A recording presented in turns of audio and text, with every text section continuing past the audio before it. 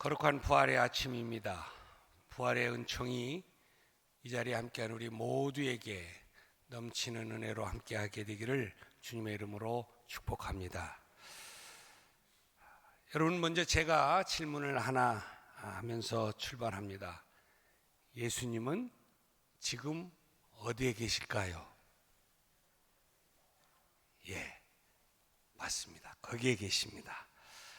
예수님은 무덤에 계시지 않습니다. 살아 계십니다. 우리 한번 이 시간에 함께 좀 크게 고백했으면 좋겠습니다. 예수님은 살아 계십니다. 우리 옆에 사람에게 예수님은 살아 계십니다. 아멘. 여러분, 이 세상에는요 종교가 참 많습니다.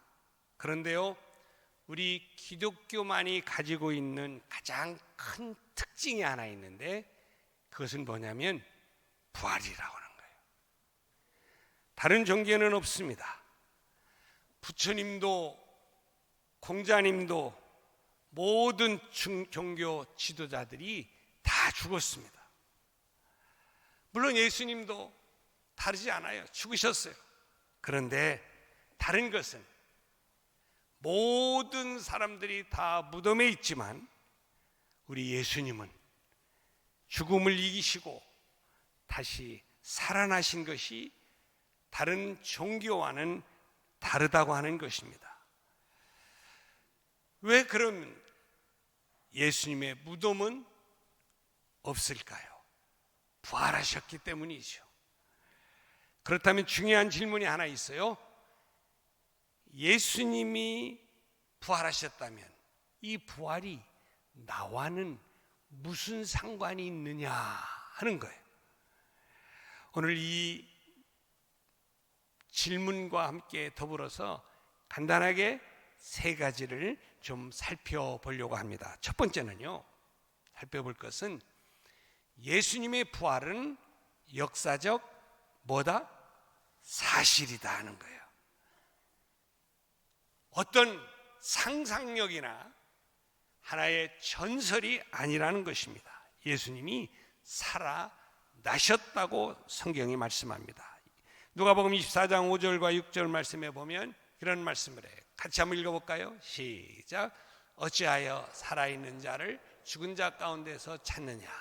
여기 계시지 않고 살아나셨느니라. 예수님이 살아나셨다고 여인들에게 지금 소개해 주는 것입니다. 여러분, 예수님의 부활은 하나의 좋은 이야기, 스토리, 하나의 상징이 아닙니다. 실제적으로 일어난 역사적 사건입니다. 예수님이 분명히 십자가에서 죽으셨죠. 로마 군인들이 이 사실을 다 명확하게 확인을 했습니다. 그래서 무덤에 장사를 지냈습니다. 그리고요, 3일 만에 그 무덤에 가보았을 때에 무덤이 비어 있었습니다. 여러분, 생각해 보세요. 예수님의 시신이 있었다면 아마 기독교는요 출발되지도 못했을 거예요. 왜요? 십자가에서 죽으시고 다 끝났는데 어떻게 이것이 모든 사람들에게 종교로서의 어떤 희망을 줄 수 있는 종교가 됐겠어요? 없었을 거예요. 그런데요, 지금 이 예수님의 죽음 이후에 이렇게 지금 수많은 사람들이 예수를 믿어왔고 또 믿고 있는 것은 바로 예수님이 부활하셨기 때문입니다.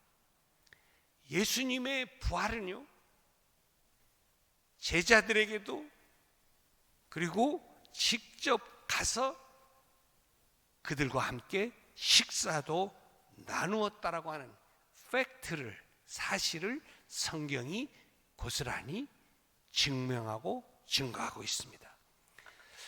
이런 이야기를요, 고린도전서 15장에 보면 이렇게 사실을 이야기합니다. 자, 처음에 예수님께서 살아나셔서 게바에게 나타나 보이셨고, 그 다음에는요 12 제자들에게 나타내 보이셨고 5절에 가면 그 다음에 500의 형제들에게 일시적으로 보이셨다 이렇게 말합니다. 그런데 그 본 사람이 지금 사도 바울이 이 글을 쓸 때 당시에 살아있는 사람이 아직도 많이 있다, 이렇게 분명하게 이야기를 해요. 자, 이렇게 많은 사람들이 부활하신 예수님을 직접 보고 만났습니다. 그래서 여러분, 우리는 확신하는 거예요. 아, 예수님이 살아나신 게 소설이요, 전설이요, 스토리가 아니라, 상상력이 아니라 역사 속에서 일어났던 진실이구나, 사실이구나 하는 것을 우리가 의심 없이 믿어야 합니다. 이 사실이 여러분에게 믿음으로 이어지게 되기를 주님의 이름으로 축복합니다. 자, 그렇다면 이 예수님의 부활이 우리에게는 어떤 의미가 있느냐 하는 거예요. 어떤 의미가 있어요? 예수님의 부활과 나와의 의미, 관계성이 없으면 우리하고는 상관이 없잖아요. 그런데 아니에요. 이 두 번째로 예수님의 부활은요, 우리에게 새로운 삶을 주신다는 거예요. 뭘 줘요? 새로운 삶을 주신다. 자, 로마서 6장 4절에 보면 그렇게 말했어요. 새 생명 가운데서 행하게 하려 함이라. 새 생명이라는 말씀을 했어요. 여러분, 예수님이 살아나신 이유는 우리에게 새 생명을 주시기 위해서였습니다. 여러분, 부활은 단지 하나의 이야기가 아닙니다. 예수님의 이야기가 아닙니다. 바로 누구의 이야기입니까? 우리의 이야기라는 거예요. 어두움과 불안함과 두려움, 절망 속에서 살아가는 우리들에게, 아까 우리 종혁 형제가 기도하면서 그런 기도를 했어요. 우리 안에, 우리들 현실 안에 이런 것이 있다고. 그런 우리에게 죽음을 이기고 부활하신 주님이 우리 안에 들어오셔서 새로운 삶이 시작되어지도록 역사하신다는 거예요. 그러면 여러분, 내 옛 모습들, 찌들었던 내 모습, 상했던 내 모습, 절망스러웠던 내 모습, 안 되던 내 모습, 이런 모든 모습 속에 있었지만 부활하신 주님의 능력이 우리 안에 들어와 역사하실 때에 우리는 새로운 새 생명을 힘입고 살아나게 되고 일어나게 되고 회복되어지는 역사가 일어나게 될 줄로 믿습니다. 이것은 놀라운 변화입니다. 그런데 이 놀라운 변화는 지금까지 해봐도 안 됐던데요. 안 되죠. 지금까지 열심히 노력을 해봤는데도 안 되죠. 안 되죠. 그런데 한 가지 방법이 있어요. 뭐냐? 이 부활하신 그리스도의 영이 내 안에 충만하게 역사할 때에 나는 안 된다고 생각했던 부분, 내게선 모든 것이 떠났다고 생각했던 이 모든 부분이 다시 생명 되신 예수 그리스도로 말미암아 새롭게 서생하고 새롭게 일어나고 새롭게 살아난 역사로 말미암아 놀라운 변화 속에 하나님의 역사를 이루어가는 주인공들이 바로 여러분이 되실 줄로 믿습니다. 이런 놀라운 변화, 이 놀라운 은총이 여러분을 통해서 일어나게 되기를 주님의 이름으로 축복합니다. 자, 그러면 이 부활하신 예수님을 믿는 것이요, 믿되 확실하게 믿는 것이 참으로 중요합니다. 자, 로마서 10장 9절 말씀에 보면 이런 말씀을 했어요. 우리 같이 한번 저 말씀을 읽어볼까요? 시작. 내가 만일 내 입으로 예수를 주로 시인하며 또 하나님께서 그를 죽은 자 가운데 살리신 것을 내 마음에 믿으면 구원을 받으리라. 아멘. 자, 여기 말씀했어요. 내 마음속에 믿고 그것을 내 입으로 시인하면 내가 새 생명을 얻게 되고 구원을 얻게 된 것이다, 된다 말씀했습니다. 여러분, 여기서 중요한 결론이 있습니다. 부활은 알기만 하는 것이 아니라 믿어야 된다는 거예요. 아멘입니까? 우리가 부활이 있다 이런 것을 아는 것으로 그쳐서는 안 됩니다. 그 부활을 내가 믿어야 한다는 것입니다. 그래서요, 예수님께서 오늘 말씀을 통해서 뭐라고 말씀하시느냐? 이것을 네가 믿느냐? 이렇게 질문했어요. 네가 믿느냐? 여러분, 이 질문은요, 우리 모두에게 던지시는 오늘 이 시간 예수님의 질문입니다. 네가 이것을 부활을 믿느냐? 여러분, 부활하신 주님을 믿어도 되는 것이 아닙니다. 믿어야 합니다. 여러분, 우리가 아름답게 찬양하는 것 좋은 일이에요. 우리가 간절하게 기도하는 것 중요한 거예요. 우리가 하나님께 정성으로 예배하는 것도 중요한 거예요. 그런데 여러분, 어린이 여러분, 학생 여러분, 우리 장년 여러분, 더 그것보다 중요한 게 있습니다. 우리가 하는 이 모든 행위보다 더 중요한 것은 내가 예수를 믿는 것입니다. 부활하신 주님을 믿는 것입니다. 주님을 믿는 그 마음을 가지고 우리가 기도하고 찬양하고 예배할 때에 하나님이 그 모든 것을 기뻐 받으시는 줄로 믿습니다. 그러므로 여러분, 우리 어린이 여러분도 학생들도 청년들도 다 이렇게 한번 고백할 수 있었으면 좋겠습니다. 뭐라고? 예수님, 저는 예수님을 믿어요. 우리 한번 따라해 볼까요? 예수님, 저는 예수님을 믿습니다. 아멘. 이제 그 믿은 그 주님이 내 삶을 주관하시고 인도해 주세요. 예수님이 나의 주님 되십니다. 삶의 주인 되십니다. 이렇게 고백하는 것입니다.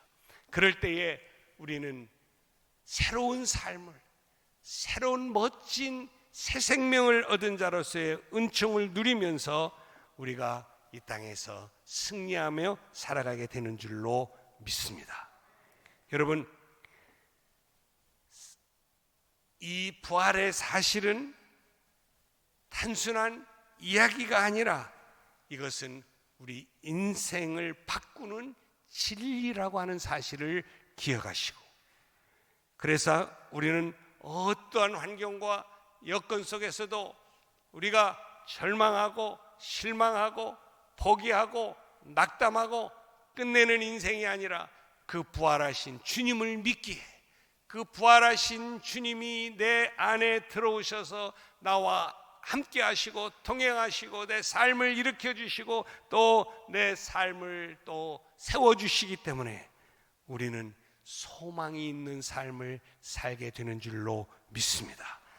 그래서 용기가 있게 되어지죠. 이제는 새로운 시작을 힘차게 해나갈 수가 있는 것입니다. 그러므로 사랑하는 여러분, 혹시 여러분 마음속에 이랬던 분이 계십니까? 나는 하는 것마다 날마다 모든 것 다 실패했어. 나는 하나님 앞에 나갈 수도 없는 사람이야. 나는 변하지 않을 거야. 이런 마음 말입니다. 그러나 오늘 부활하신 예수님이 그런 마음을 가지고 있는 여러분에게 주님은 말씀하세요. 내가 살아있다. 내가 너를 사랑한다. 내가 너를 새롭게 한다. 여러분, 이 귀한 주님의 음성을 듣고 여러분 다시 하나님 안에서 서가는 또 행복을 누려가는 여러분 되시기를 주님의 이름으로 축복합니다. 자, 그렇다면요, 이 시간 이제 마지막으로 여러분에게 한번 이 시간 도전하고 싶습니다. 뭐냐면 내가 하나님 앞에 진실하게 이 시간 같이 한번 고백하는 거예요. 우리 같이 한번 조용히 눈을 감고 제가 여러분에게 말씀하시는 기도의 문장을 여러분이 같이 한번 크게 아이들과 함께 더불어서 따라 하시면서 고백했으면 좋겠습니다. 같이 한번 따라해 봅니다. 사랑의 예수님, 저는 죄인입니다. 저를 용서해 주세요. 십자가와 부활을 믿습니다. 예수님을 나의 구주로 영접합니다. 제 삶의 주인이 되어주세요.